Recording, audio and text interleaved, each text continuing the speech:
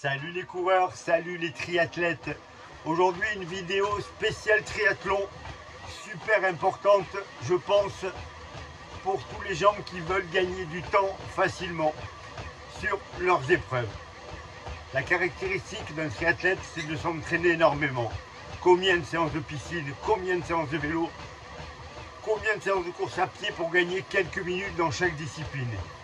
Et à côté de ça, je vois des coureurs, des triathlètes qui pourraient gagner tellement de temps sans s'entraîner une minute de plus que ça me fait mal au ventre.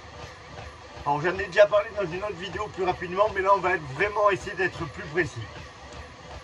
Tout d'abord, on va parler des transitions T1 et T2.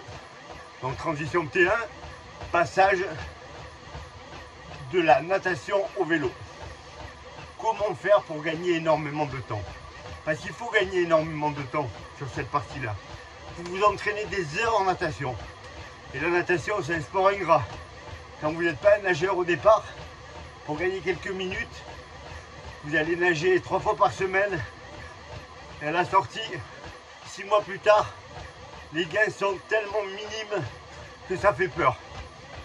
Alors qu'une transition menée rapidement vous fait gagner la même chose sans aucun effort. Comment faire pour aller plus vite sur les transitions?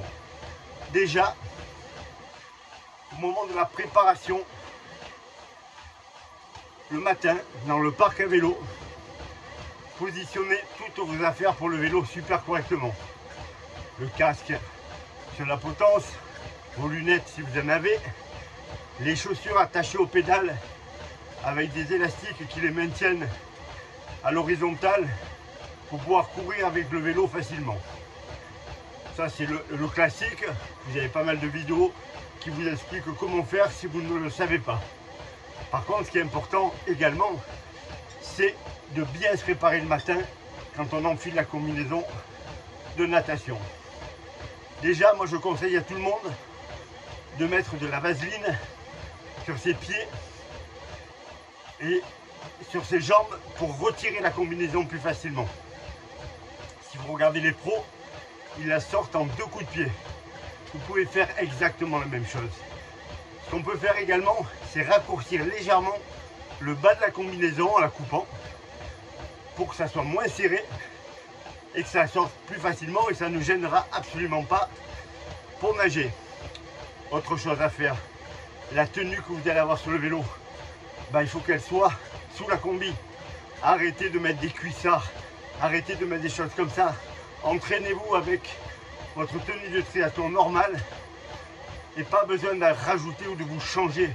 Aucune importance, que ce soit pour un triathlon courte distance ou longue distance, c'est la même. Vous allez perdre 1 minute pour vous déshabiller, la minute que vous avez mis des mois à gagner en natation. Même chose si vous mettez des manchons par exemple sur vos mollets, que ce soit pour le vélo ou pour courir, vous les mettez avant l'épreuve de natation. Le dossard en triathlon, il est étanche. Moi, je l'ai toujours mis sous la combinaison. Tout ça, c'est gratuit. Quand vous allez arriver au parc à vélo, tout sera déjà sur vous. Il n'y aura plus grand chose à faire. Au niveau du déshabillage, quand vous sortez de l'eau, courez vraiment jusqu'au parc à vélo. Ne trottinez pas. Faites-vous un petit peu violence, c'est pas grave. Mais vous allez gagner encore 15-20 secondes juste pour un effort qui va durer 1 minute, 2 minutes. Et vous commencez à vous déshabiller en courant. Pour ne pas perdre vos affaires, vous attrapez votre bonnet, vous attrapez vos lunettes avec une main et vous retirez la manche de la combinaison en gardant le poing fermé à l'intérieur. Ça va saisir vos lunettes et vos bonnets qui seront emprisonnés et que vous ne perdrez pas. Donc vous cavalez jusqu'au parc à vélo. Vous avez bien sûr repéré avant de partir où se trouve votre vélo. Mais vraiment repéré. Et repéré dans le sens sortie de l'eau. Et pas dans le sens où vous êtes arrivé. Parce que ce ne sera plus le même. Repérez par où vous allez arriver quand vous avez nagé. Vous faites le parcours une fois le matin bonne heure. Vous comptez les rangs pour ne pas vous tromper, pour ne pas vous retrouver dans une allée qui n'est pas la vôtre. Ça, pareil, si vous vous trompez, c'est 1 minute de perdu. C'est tellement stupide. Donc vous arrivez sur votre transition T1. Et ben là, comme on a dit tout à l'heure, tout doit être prêt. Alors moi, la seule chose que je faisais, c'est que je mettais des chaussettes.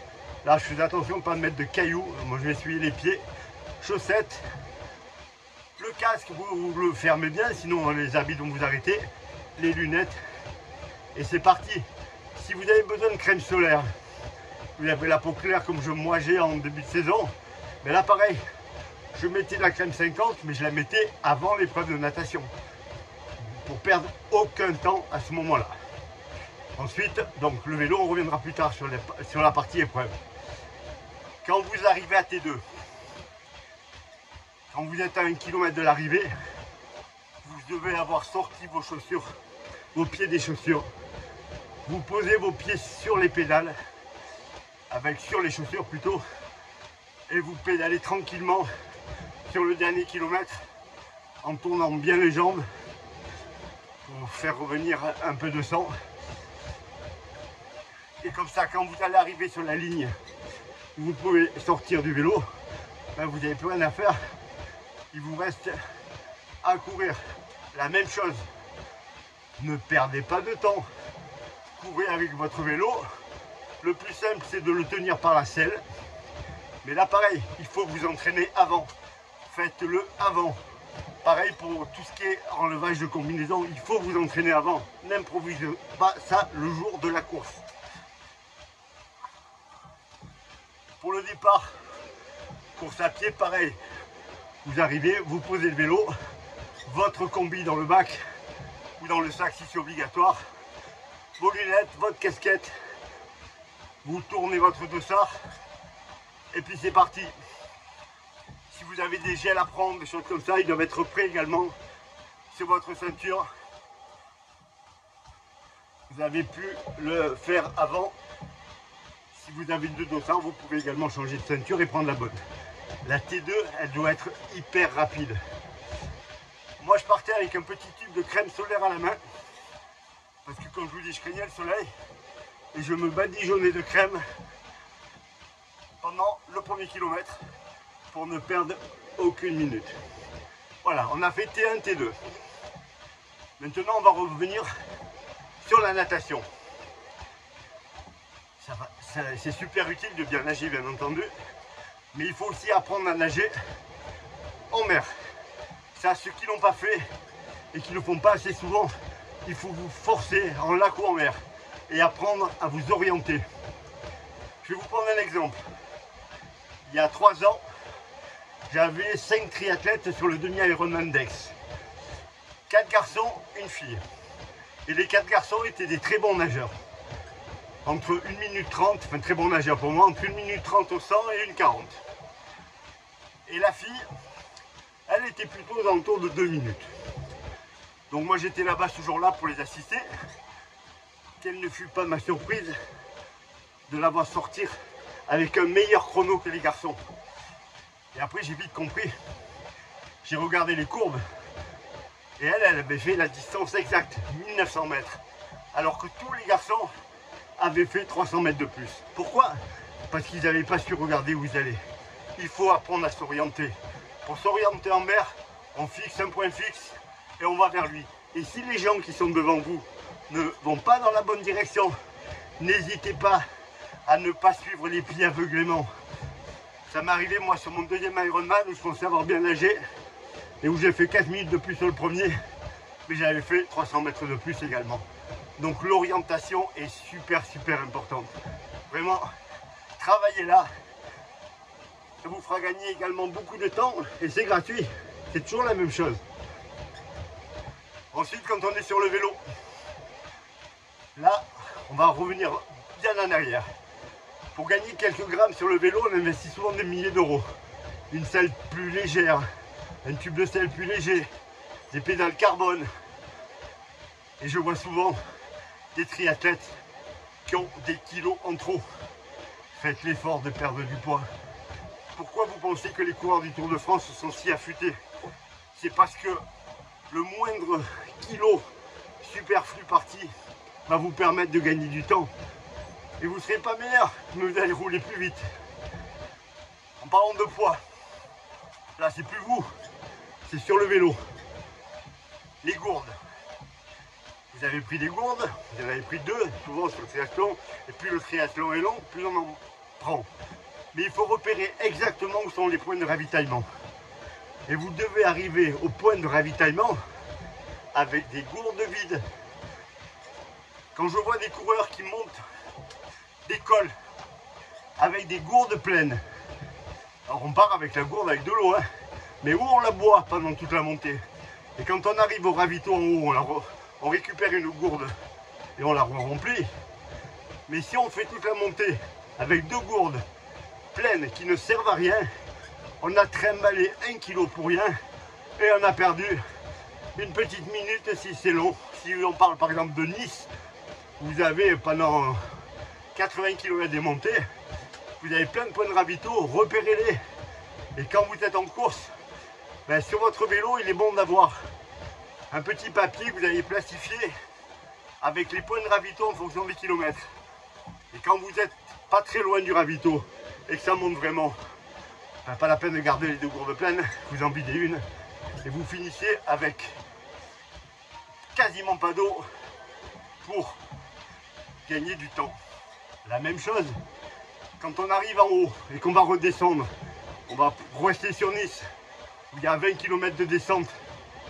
Mais là, vous rajoutez toutes les gourdes que vous pouvez trouver. Si vous avez 3 gourdes possibles sur le vélo, vous mettez les 3 gourdes, vous avez 500 grammes de plus et vous allez descendre plus vite. Et là pareil, c'est des secondes, voire 1 minute de gagner à la fin. Et c'est gratuit. Donc on arrive à la T2. Là pareil, donc on a vu tout à l'heure, changement très rapide. Tout doit être prêt. Vraiment ça doit être super rapide. Et puis la course à pied, bon il y a beaucoup moins de choses à gagner au niveau de la gestion, si ce n'est ne vous arrêtez pas au ravito. Vous ralentissez si vous voulez, vous prenez votre ravito. Et ça c'est quel que soit votre niveau, hein. Je ne parle pas que des très forts. Quand je vois des gens arrêtés en train de boire devant le ravito sans bouger, mais vous vous rendez compte du temps que vous perdez. Sur triathlon, sur Ironman par exemple, vous avez un ravito tous les 2,5 km souvent. 20 ravitaux. Si vous restez arrêté, ce ne serait-ce que 10 secondes devant chaque ravito, vous avez perdu 3 minutes. Allez les gagner en courant les 3 minutes, vous allez comprendre. Donc on ne s'arrête jamais, on avance. Si on est cramé, on prend un ravito, on marche pendant qu'on est en train de boire et on repart. Mais dans les autres cas, on fait comme sur un marathon, on n'arrête pas d'avancer. Voilà, je pense que tout ça, c'est des gains très faciles. On peut se retrouver à faire de super perfs, à basculer du bon côté de la barrière, ben parce qu'on a bien géré cela. Donc je compte sur vous pour mettre en pratique ce que je vous ai expliqué. N'hésitez pas à me poser des questions si vous en avez. On peut affiner, mais l'idée elle est simple. Répéter les T1 et les T2, alléger son vélo dans les montées, l'alourdir dans les descentes, s'alléger soi-même, même si ce serait intéressant d'être très lourd, mais juste dans les descentes, et gagner du temps. Gagner du temps là où c'est facile.